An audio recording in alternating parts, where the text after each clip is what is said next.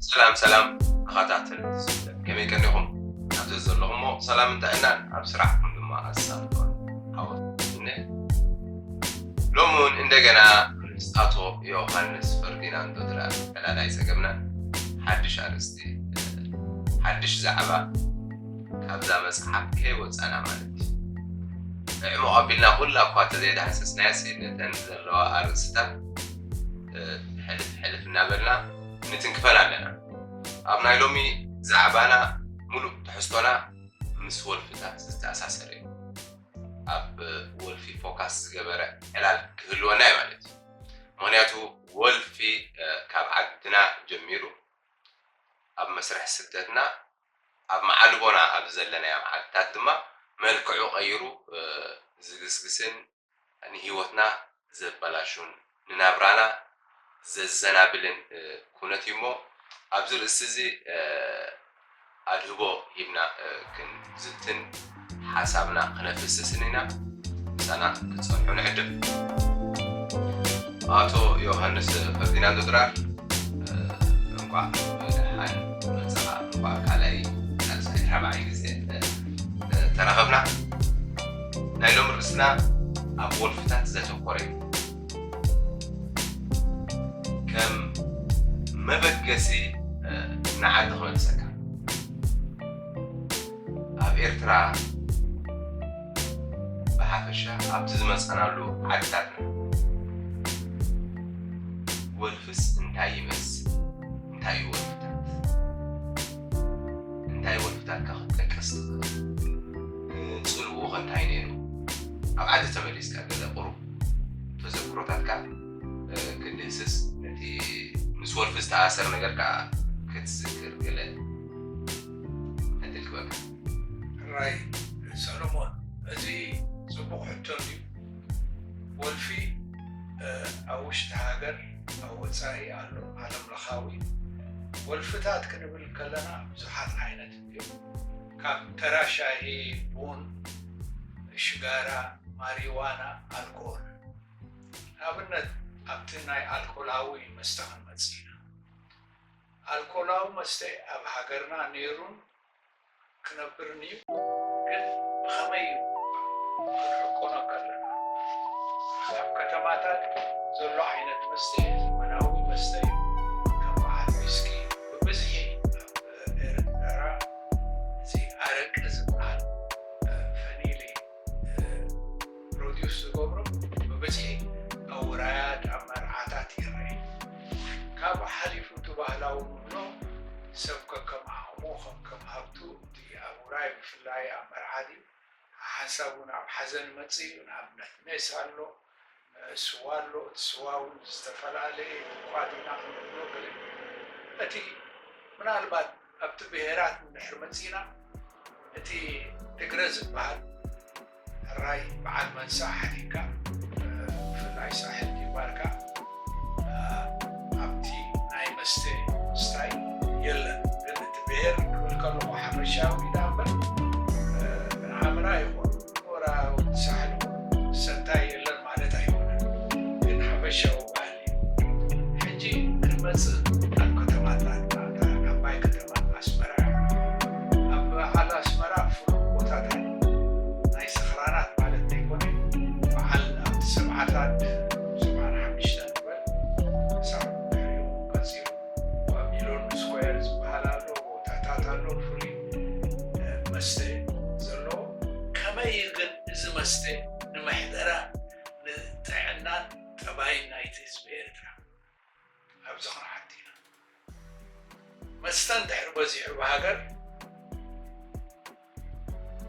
أكال من محدار دحر مستسد تقوينو مجمري أسرح صبو آي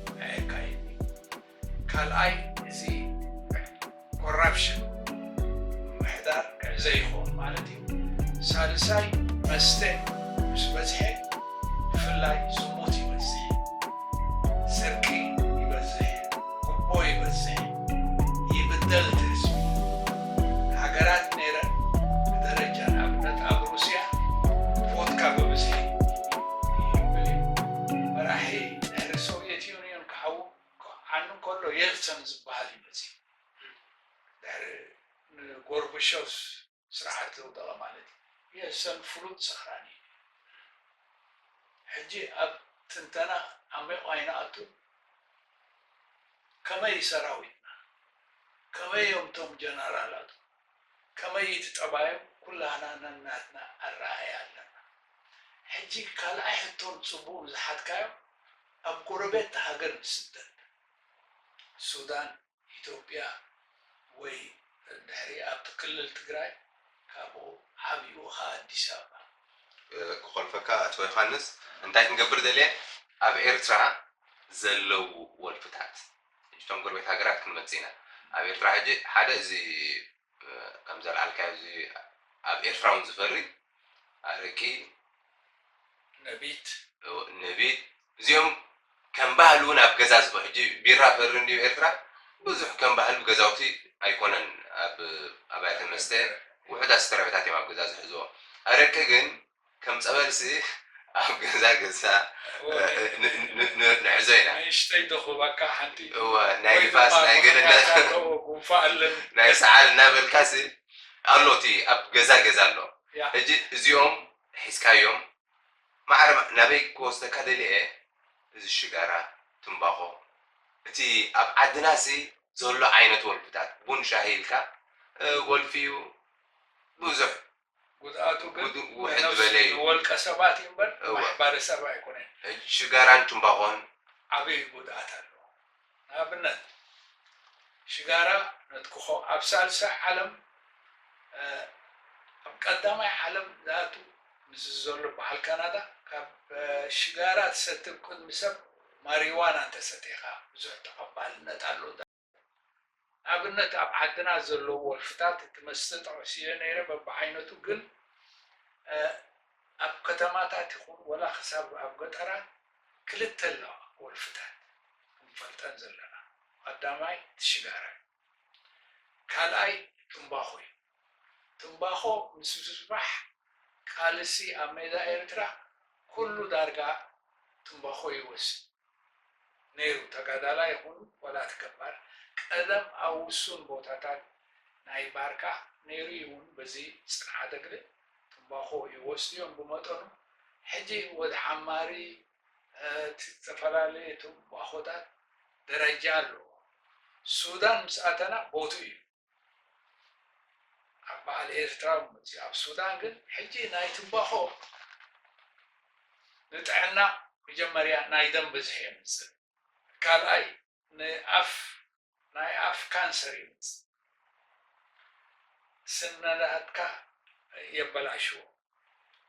ሳልሳይ እዚ ካንሰር ናይ ጎረሮ የምፅእ ንመውስቦ ወይ ድማ ንፆታዊ ርክክብ የድክም ሕማም ልቢ የምፅእ ሕጂ እቲ ሽጋራን ትንባኾን ፍልልይ ዘሎ ሽጋራ ብምትካኽ እዩ ዝስተ ኣብ ሽጋራ ግን ልዕሊ 400 ኬሚካልስ ኣለዎ ካብዚኦም እቶም 200 ዝኾኑ ወይ ካብ 100 ንላዕሊ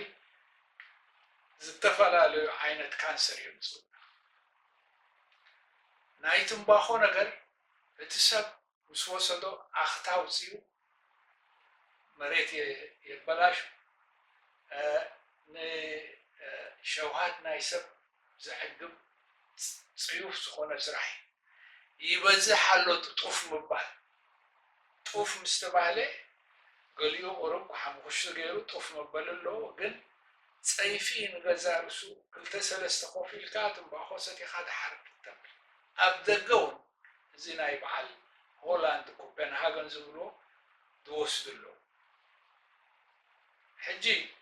ሽጋራን ትንባኾን ዝሰቲ ሰብ ወላ ሽጋራ ሽታ ናይ ሰውነቱ ኣብ ጥቕኡ ክትቀርብ ከቢድ እዩ ምስ መፃምቱ እውን ሰላም ገይሩ ፀወታዊ ርክክብ ድዩ ወይ ብሓባር ክድቅሱ እዮም ምስትንፋስ ኣሎ ጥዕና ጉድለት ኣሎ ካልኣይ ሰከንድ ስሞክ የተሓላለፍ እዩ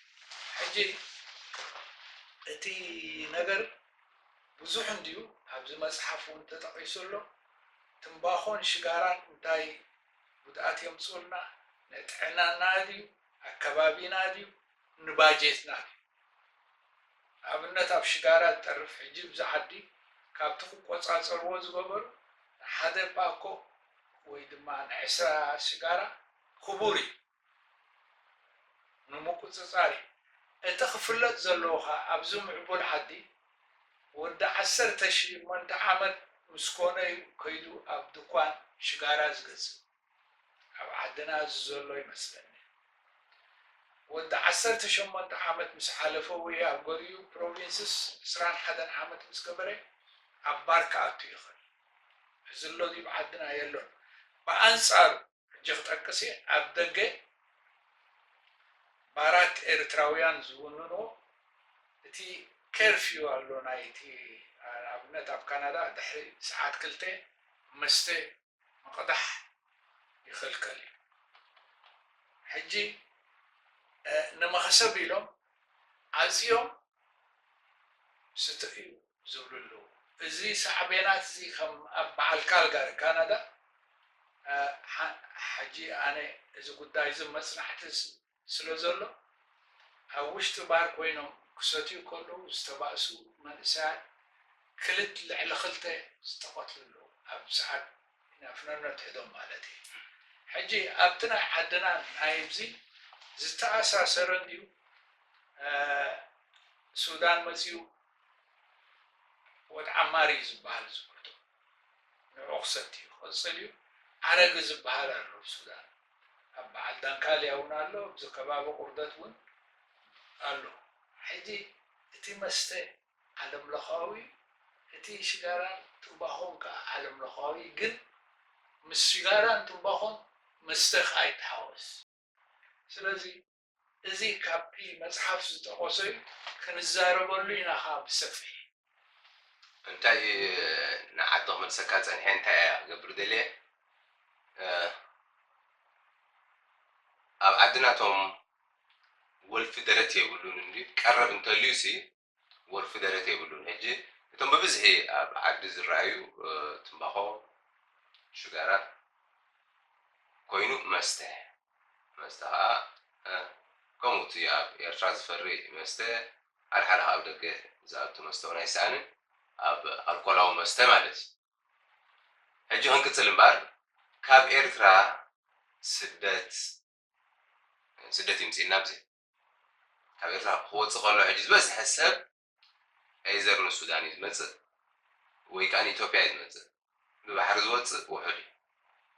ብኣየር ዝወፅእ ውሑድ እዩ ሕጂ በቲ ብዙሕ ሰብ ክንዛረብ ማለት እዩ ንሱዳን ዝመፀ ሰብ ኣብ ርእስቲ ኣብ ኤርትራ ዝነበረ ልምድታት ዘይነበሮ እውን ኣብ ሱዳን ክለማመዶ ሓድሽ ወልፊ ኣሎ ሕጂ ኣብ ገለ እዋን ቀደም ኣብ ኤርትራ ተቐልቂሉ ዝነበረ ኣብ ሱዳን ብብዝሒ ዘሎ እዚ ሺሻ ዝበሃል ዝተክኽ ነገር ኣሎ ከምኡ ናብ ኢትዮጵያ ምስ ከዱ ድማ ጫት ካልእ መስተታትን ይመፅእ እስከ ናብዚ መጀመርያ ካብ ዓድና ወፂና እንቐርበን ሃገራት ዘለዎን ናይ ወልፍን ናይ መስተን ኣቃውማን ኣካይዳን ንርኢ ሞሽዑ ናብዚ ዘለናዮ ናብዚ ቀዳማይ ዓለም ኣብቲ ዴስቲኔሽን ኣብዚ ዝዓለምናሉ ቦታ እንታይ ይመስል ዘን ወልፍታትን ክንርኢ ቦታ ሰሎሞን ካብቲ ኤርትራ ሒዝዎ ዝመፅእ ኣሎ ስኽራን ንብል ወይ ኣልኮሊዛቶ ዝበሃል ቃል ኣላ እዞም ስኽራማት ክንገልፃ ኢና ንኣብነት ንግሆ ሓደ ኣረቂ ዝሰቲ ክሰርሕ ኣይክእልን እዩ ካብ ስራሕ ደንጉ ይመፅእ ገሊኦም እውን ኣብቲ ደምና ስለ ዝኣቱ ኣብ ኢቶኖል ዝበሃል ኣሎ እቲ ደረጃታት ናይቲ ኣልኮል በዓል ነቢድ ኣረቂ ሕጂ ላዕሊ እዩ በዓል ዊስኪ ኣሎ በዓል እዚ ቮድካ ኣሎ ሕጂ እዚኦም ላዕሊ እዮም ሕጂ በቲ ናይ ኣልኮል ንመፅእ ገሊፀልካ ነይረ ዓረቤ ከም ሰዓት ፍሉይ ዝኾነ ቦታታት ኣብ ኮርቱም ዓረጊት ይሽየጥ ሕጂ እቲ ኤርትራዊ ወልፊ ዘለዎ ኣብ መብዛሕትኡ ጅረፍ እዩ ዝቕመጥ ከይዱ ይሰቲ የብል ሕጂ መስተ ምስጢኻ ምስኸርካ ምስኡ ዝስዕብ ኣሎ ክልኤታት ናይ ሽጋራ ኣሎ ናይ ትንባኾ ኣሎ ካብኡ ከዓ ናይ زيدلي صوتا وزن زنبنا حجي مسخرسه أمن خيط بزي قدس أبزق زيزي بزو عندي تسعبانات نايس خرع إيش عايب له كما حلال في بحمامات اللهم بعل جونوريات بعل سيفلس السخادي خاقت حلف الله السو عابيوخا زيد اللي تنسمت في الله يذكر السيو مستدست يا وحداتي جن أبجزيت السخاء تاوال السيتي مستدست خوينا تزولد إشل حمولت فيك خونا يكلي الكوليك سيندروم نبلوف هذا سيندروم الشلي كبدتو حد يخون إذا تناي مستي تناي تنباخو أب إرترا حدقنا أب سودان كل صلينا حجي كالك ناي بعال مورفين ديو ناي بعال شات حجي بزقزيزي أم معراب في الله بشات كدزار أب كندا له مبزحت أن كتماتات يوسنان دين أبز أوتا حجي 10 عامت كويني شات تخلقي تزبلو تزبل بحلونكم لين قبر ويتقرأي ناتو ألوتاوي تكبرات حماين تايزي شاتا حالي خستايت بيو فحام تحويسو زلو وصل مسل تحويسو مسؤو مسلو أبتوش تشاتكا شرمتنا كاي تزحزن بزحات إرتراويان أبو بصوم زخبلو كنقانونو كم محبراوي خستاي نبل جن بتز تقبر من صنعتون كبعال إثيوبيان بفلا يا بان بالا زو حزبي اللي يتشحلوا إرتراو تتبو زلهم وبزحتو تتصبايا تزمصو مبون نجزا خراي سنة سرحات غيرو حساب أبتز عالبو هذا كمتسيزم زي أنا جات نجر بوزح نجر الله مستت مهركا شرمت الناس مهركا جاتكا بنايت أنها نريو خوين ندح خوينا دركات يمز دكاسي خل بوزحي نوحي ناي أفديو ناي ملحس ديو كان سرات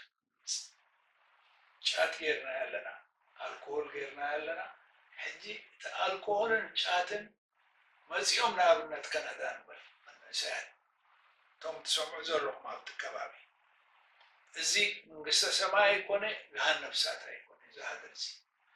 عد حقن عد سرحن عد تمرتني أبزق زي واحد سرح له كم تبقى حدا ما يكفر سبحانه قلتن عدلا تزي سرحك وقوات المهر وقوات حرز تخيل كوينك عسر تخلطة تود استفلا لي موياتات هلو المهر مالتي حجي الزناي والف نجر باجيت سدرابين سكرام بيتاي سرام موتاي فرام بيسرام ياتفوار ولا غزان تسرحي أب مستخد فوي إذا الكولاو مستي أبز فستيفالات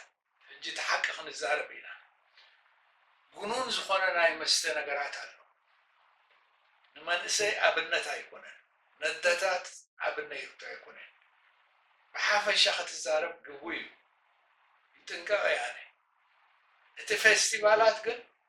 ناي معبلنا ناي تمرتي ناي سرح أبنتا زلوهم زبات أمسيكا ختصاوت مس مساكا سخران كتكون الكاب فيستيفال كمسيونا قدم أنا ذكر واحد ديغيره بعالات كقبل كله مزنات النت ويدحريو مصحفتي شيت نيرو كندي صحفت مورات اللونا من إسات ولا بعدي بزح مصحف تصحفن يلن مصحف تاخويني ناي سخران فيلوزوفي نما معبالدي حجي يقبر صبو يقبر دقافاي موسي تقوما يوناتي يقبر مزحف كبزح من باب كبزح أبنتاويان أنستديوم أديت أديو من ساعة أبو ኣብ መድረኽ ኣውፂኢካ ክንገር ግበር ኢቲ ማሕበራት ንፈልጦ ኢና ሕጂ ንምንታይ እየ ደምፃ ዘለኹ እዚኣ ፖለቲካ ኣትዩ ኣለኹን ሰኽራን ሃገራዊ ደረጃ ክሕዝ ይኽእል እዩ ናይ ብዙሕ ዓለማት ከምፅእ ይኽእል እዩ ሕጂ እዚ ወልፍታት እዚ ብግቡእ ኣርእስቲ ብኣርእስቲ ክንክፍ እየ ዘብሎ ዘሎ ፌንተኖል ዝበሃል ኣሎ ብዙሓት ኣይኮኑን ወላ ውሑዳት ኣይኮኑን መንእሰያትና ንሪኦ ቢልዎም ከቢድ እዩ ምስ ሞርፊን ዝተሓሳሰቡ መይቶም ዝተረኽቡ ኣብ ገዛውቶም ኣለዉ ክሳብ ዓበይቲ ንሕሰበሉ ኣነ እዚ ትምህርቲ ዝህቦ ዘለኹ ብጥዕና ኣእምሮ ማለት ኣካላውን ኣእምራውን እዩ ንሕብረተሰብና ንዕብየት እዩ ፖለቲካ ንሰብ ፖለቲካ ዓዲግናሎም ኣለና ኣብ ጥዕናና ዘተኮረ ኣብ ስራሕናን ኣብ ትምህርትናን ክንገብር ኢና እዛ መፅሓፍ ከዓ ከምቲ ሰሎሞን ዝበለኩም ኣርእስቲ ብኣርእስቲ ዓሙቕ ስለ ዘለዋ ካልእ እውን ባዕልኩም ክተብሉ ኣለኩም ገዛ ብገዛ በብሓደ ነዚ ነገር እዚ ክነማዕብል ኣለና يغنيلي اوكي ثانك يو بعنده رؤسوتي والفتات زبل عرسي اكل مصحف كوينو زعبانا كخون كاب بزاف عنا نجر انتايو والفي مجمريا مزنقع كوينو جمر خيل ما علل كوينو جمر خيل دحار كن جزاء امرو يدخل نأمرنا أبا أمرنا تسألوا هلو مالتي so بدرجو أنا عمو زبالة أنت عشمي بالليل مسته نمزان عما كنكي خيليو زي تبعتن حايلن كسمعك خيليو نايموسان عمها زي ميزانا وسانة كم تدفق كجبرك أخلي. مستي أمراو كنتنا في اللهجة زوم شجرة تنباخو بون كنتو عم أنا هنا صلوا اللوم نعخام زعنو somehow سي أب قالك فالناي إحنا تأجم أب سامبوكا أب تعي نارئك خلو يوم كسيلهم زعنوها زوم أبز معراب مسمس أنا حجي نبرانا خا أرستنا كل جزء زبز حجزء أب كندا فوكس جبري أب تنحنا زلنا له أب حبرة السبب زين ومطعو زلنا فوكس جرنا نتسكاس مجبر إذا مسحكم بعبيو نتي أب معراب زلو سبك حجز سدالوي أبزي كنا نزول فتات like wolfi abzi نقدام كوتس أكاخلي أبغى زها كوتس أكاخلي أبصراحة كذا توقف بلا كاخلي ناي إسرائيل 4 ساعات ناي ملو سمون ناي ملو هيوت كسرح نسوق هون خير أتي wolfi أب هيوت نخ أطروز خيل أعناوي كستتن كابو هون وتصلوا نخيل من قتاتن wolfi بو من قتاتن رياو ما تتبرع الناس تسملني صبغت حتى نزغونه بروبلم ويشكر مفتح له حجي إذا ناي مستنقل التاريخ ناي مستو أمريكان كندا بحر مدينة كم زي ماريوانا كل زنبرو حجي من قصة كندا في هو على أرجنتينا فقديو أبغى ستيتس ناي أمريكا على تابتنا وراجعات كابتن حمزة زفقود الله حجي زي ناي مستخل كم زي سولومون كله زخل فوسانا يمستنتاي اي ان زبالة اللو بعالم اخوي انا زياتو نبارات الكوليكس كوينو محبرات كيرو بعالم درجة اب هاجرات افريقيا ونالو اب زبالة حجي انت نحنا هم فوتوز دلنا مستنو نتكس ويزجات ويزماريوانا ابدمنا يزاتو ابدمنا مساتو اتدام بالكول تبكيلو سلازلو بمدهانيتن بصبوق مقبل بكانسلين بمخريج زياهم فلت علنا መስተ ወልፊ ዘሎ ወይ ኣልኮሊዛቶ ዝኾነ ናይ ፅርየት ናይ ደሙ የድልዮ ኣብቲ ሓንጎል ከዓ እቲ ደም ጥራሕ ዘይኮነ እቲ ሃርሞንስ ድዩ እቲ ሴልስ ድዩ ኒውሮንስ ናይ ኣዲክሽን ሜንታል ሄልስ ኮይኑ እዩ ሓደ ክላስ እዩ እንጂ ሜንታል ሄልስ ክንብል ጥዕና ኣእምሮ ኢልና ድሓርቲ ካልኣይ ሕማም ኣእምሮ ንብል ሳልሳይ ናይ ዲስኣብሊቲ እዚ ናይ ተፈጥሮ ሕማማት ዘሎ ከም በዓል ኦቲዝም ድዩ ዳውን ሲንድሮም ድዩ እዚ ኣዲክሽን ንርእሱ ዝኣኸለ ሰፊሕ ናይ ወልፊ መፅናዕትን ፍወሳን ትሪትመንት ኢና ኣብነት ሓደ ኣልኮሊዛቶ ንጎም ስተንስል ፈትፈትፈት ኣብ ደሙ ስለ ዘሎ ኣብቲ ነርቭስና ሕጂ መጀመርያ እቲ ንገብሮ ኣብነት ኣነ 34 ዓመት ኣብቲ ናይ ጥዕና ኣእምሮ ሆስፒታል ሰሪሐ ካብቶም ናይ ሕሙማት ኢና ንብሎም ሆስፒታላት ዝኣተው መስተ ዋርፅሉ ናይ ሓንጎል ድሌት ስለ ዝኾነ እቲ ዘሎ ሪሶርስ ኢና ወይ እቲ ዘሎ ሓገዛት በዓል እዩ ደው ነታ ሴንተር እዚኣ ፍታሕ ኢሉ ተባሂሉ ካብቲ ኤርትራውያን ብብዝሒ ዝገብር ወደይ ወይ ጓለይ ናይ ድራግ ናይ ኣልኮል ኮይኖም ዓዲ ክሰዱ እዚኣ ኣብ ዓዲ ሕክምና ኣብ ዓዲ ፀጋጠሉ ከይዶም ኣብ ዝሞቱ ገሊኦም ነፍሶም ዝሞቱ ሕጂ ብዝሒ ናይ ኣልኮል ንኣብነት ካብቲ ሳዕቤናት ብዙሕ እዩ ኣብቲ መፅሓፍ ክትረኽብዎ ሓደ ሰብ ክሰድ ምሲ ብዙሓት ክልተ ሰለስተ ኣዱ ወይኑ ተቐሚጡ ክምልስ ቾክ ገይሮም ሓኒቆም ወይቶም ዝሰልሑ ኤርትራውያን ኣለዉ ኣብዚ መስተ ምስ ሰተኻ ገበን ክትገብር ይደፍኣካ ከምዚ ሰሎሞን ብሎ ፀንሐ ዓንተር ትኹን ኣንበሳ ገለ ዝበለካ ሽሙጥ ድሕሪ ዋሲሕካ ኣብ በዓል ካልጋቲ ቶሮንቶ ከምኡ ዝሞቱ ዳር ሕጂ ክብሪ ነቶም ዝሞቱ መንግስቲ ሰማይ ዋርሶ ስድራ ቤቶም ዝስምዑ ዘለዉ ከዓ ኣነ ብሓፈሻ ዝፀረብ ዘሎ ነፍሰ ቅትለት ንክትገብር ከዓ ይደፍኣካ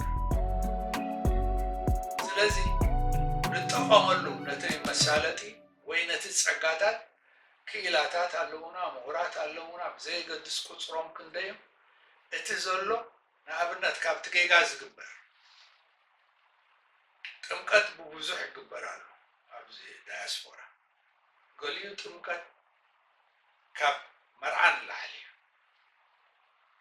ደረፍቲ መፁ በዚ ይርብል ክቡሮታት ህፃን ሓደ ቆልዓ ሕሸል ገና እቲ ሓንጎሉ ደም እንከሎ ከይተረረ እተን ኣዴታት ይርዮ የብዚ ቪድዮ ኣነ እንታይ ኢኻ ክቡሮ እቲ ኣብ ቢያቶ ነቲ ቆልዓ ይዛውሩ ድምፂ ኣሎ ቫይብሬሽን ኣብቲ ገዛኻ ቆልዑ ሒዘን እየን ዝመፃ ኣብኡ እቲ በዓል ዊስኪ ከማ ይቕዳሕ ናይ ኣልኮል ትምህርቲ ካብ ህፃን እዩ ዝጅምር ፀዓዱ ካብዚኦም ክንግማል ቆልዓ ትሕቲ 18 ኣብ ዝኾነ ውራይ ሒዞሞ ይመፁ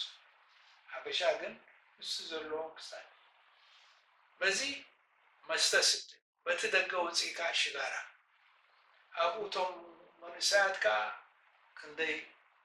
ሸብዳዕዳ ኣሎ ኦኬ ፅቡቅ ነጥቢ ክተልዕል ፀኒሕካ ኣቶ ዮሃንስ ኣበይ እንተበልካ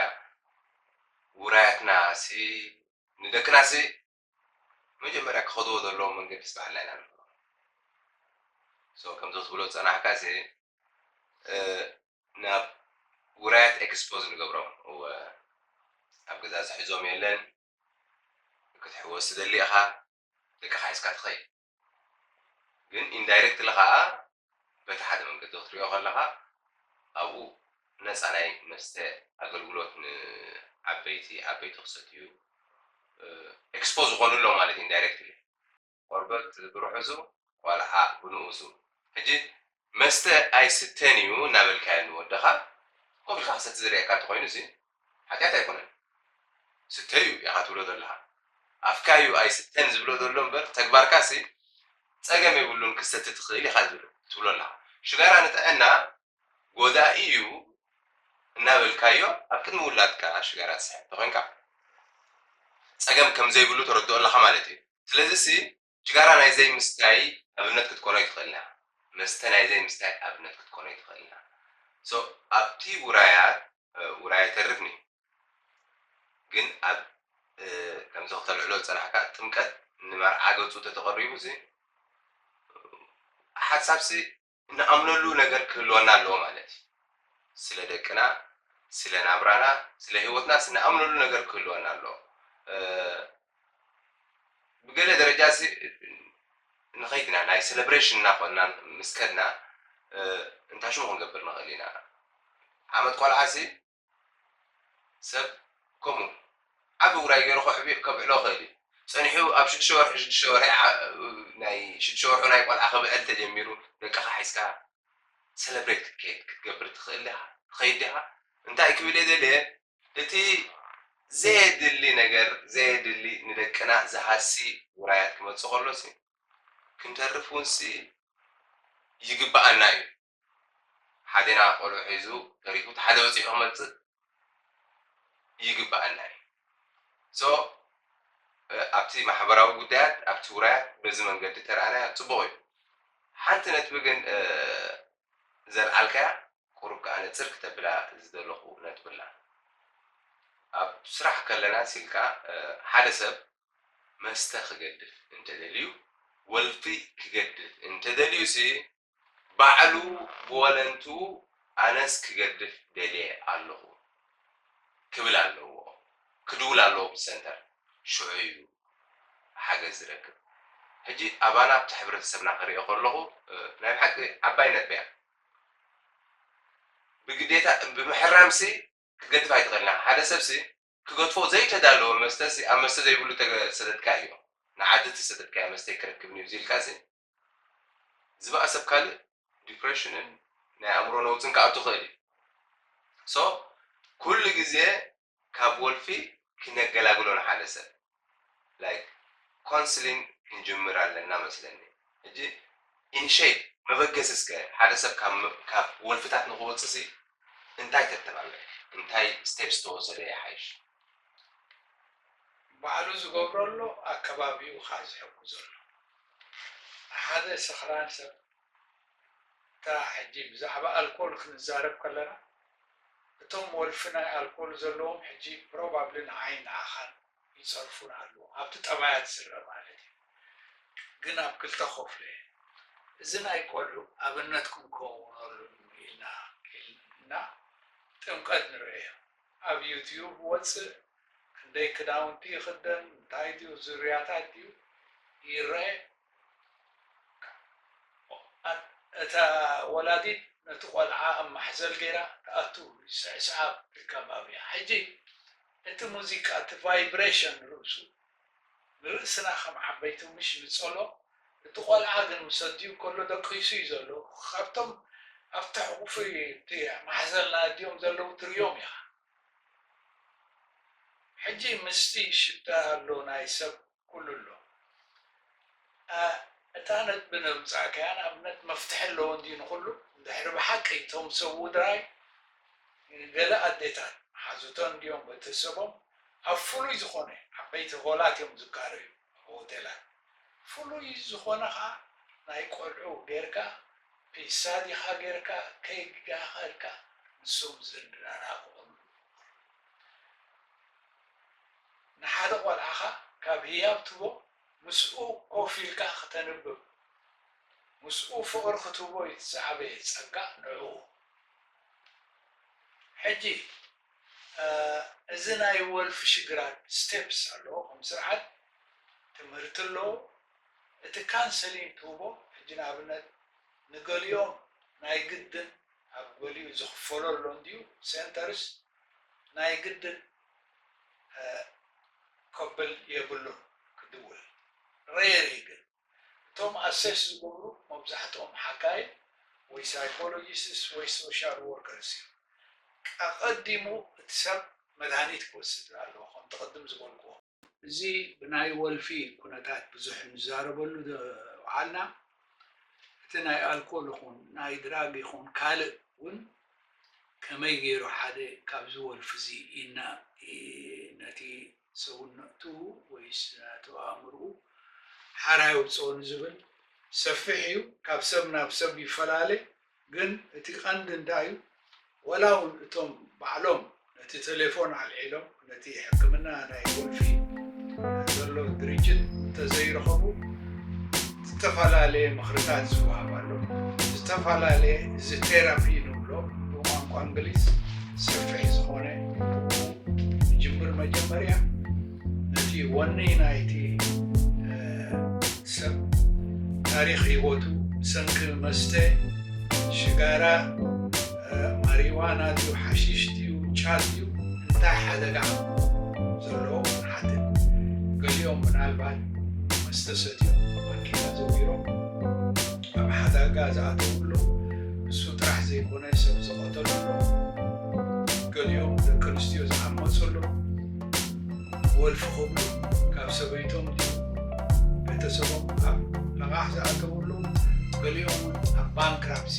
ወይ ድማ ፈሻ ዝኣተው ሕጂ ነዚ ምስቲ ሰብ ስሩዕ ትምህርቲ ክትቦ ምናልባት 6 ወርሒ ይወስድ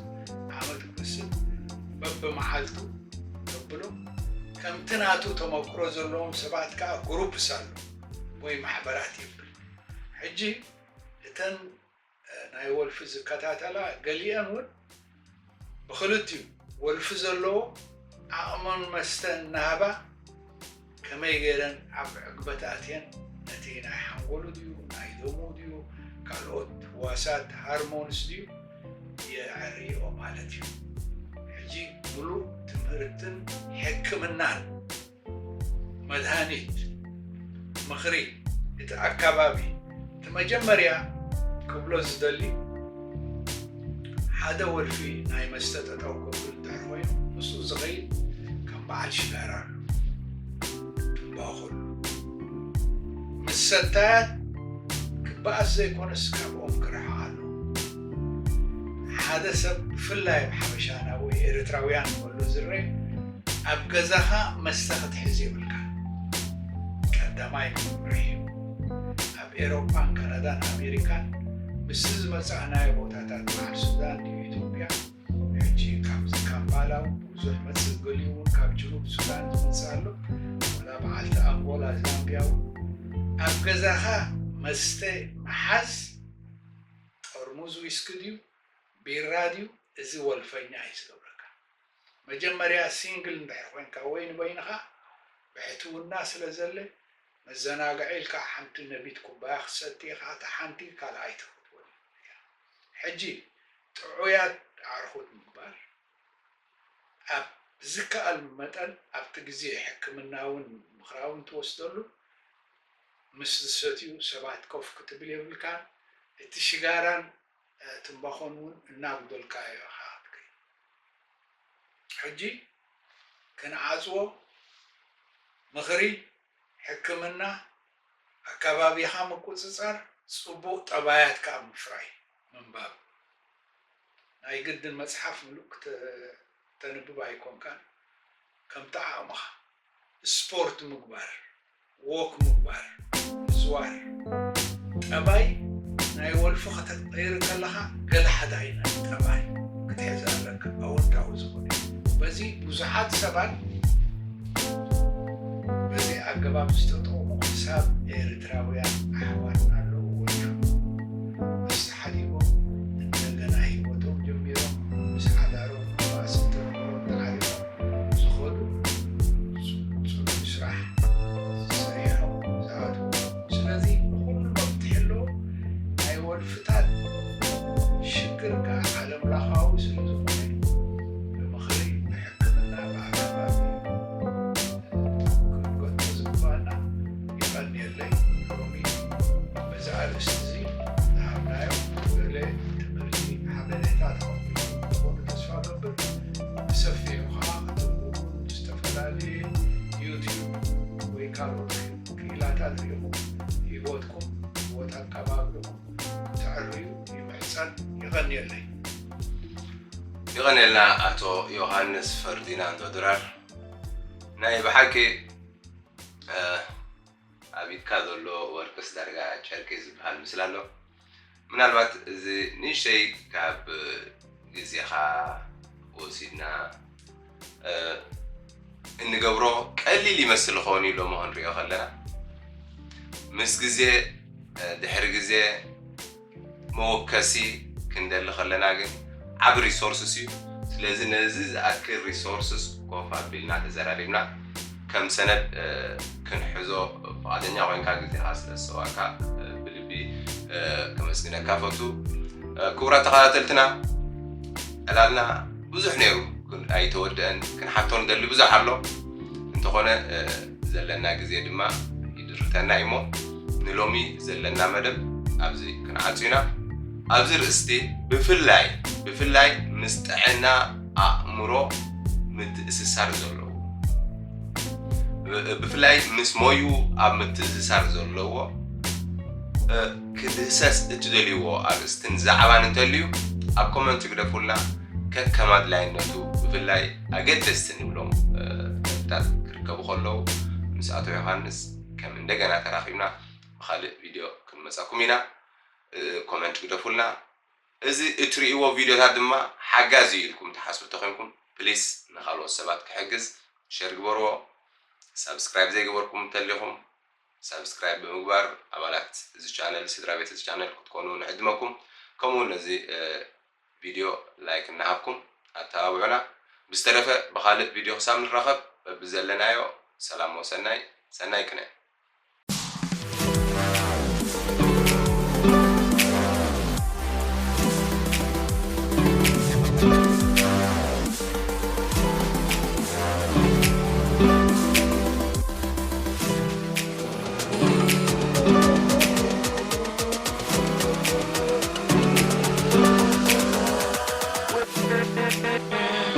with